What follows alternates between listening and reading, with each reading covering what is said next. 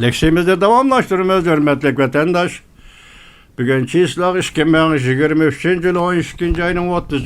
günü hepteki şembe vatandaş. Hepteki şembe endeki mavzumunda kalmışız.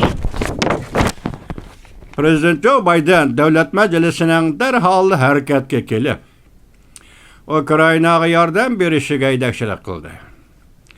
Mavzuli xabar 12. ayının 29. günü Fransiya Xalqaro radio stansiyasi e'lon qildi.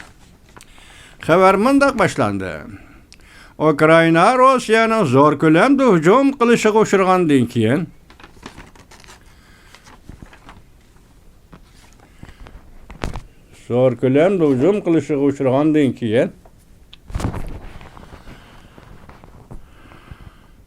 Amerika Qo'shma Shtatlarining prezidenti Joe Biden 12. ayının 29. gün Devlet Meclisi'nin derhal hareket qo'llanishiga ixtiloflarni tugutib, Ukraynani yordam bilan ta'minlashiga haydakchilik qildi.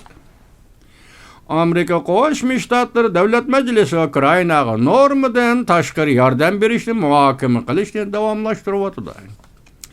Angliya Ukraynani 200 dona havo mudofaa raketasi bilan ta'minladi. Fransiya agentlik xabarda mundaq ko'rsatdi. Prezident Joe Biden Cuma günü yani 29. gün e'lon qilgan bir parça bayonotida Rossiya va Ukrayna urush boshlagandan beri bir qatimliq zo'r hujum boshladi. Bu harakat Kreml sarayının texi nishonini o'zgartmaganligini, Ukraynani yo'qotmoqchi ekanligini ko'rsatib berdi. Davlat Majlisi yana bir yilda jiddiy harakat qilinishi kerak.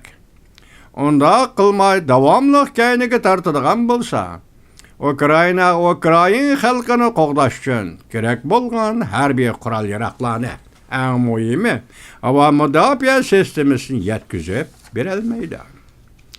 Prezident Joe Biden mundaq ta'kidladi. Rossiyaning vahshiyona hujumi oldida Ukrayna, Amerika va ittifoqdosh davlatlar ta'minlagan havo mudofaa sistemasini o'rinlashtirdi.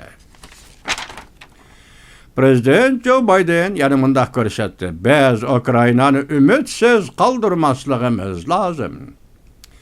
Prezident Joe Biden Davlat Majlisining darhol harakatga kelishiga haydakchilik qildi.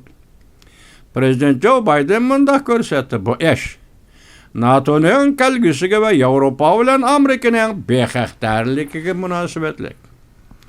Mustabidlar Yevropada zo'mbuliq qiladigan bo'lsa, Amerika bevosita orlashib qilishning xatari o'rlaydi.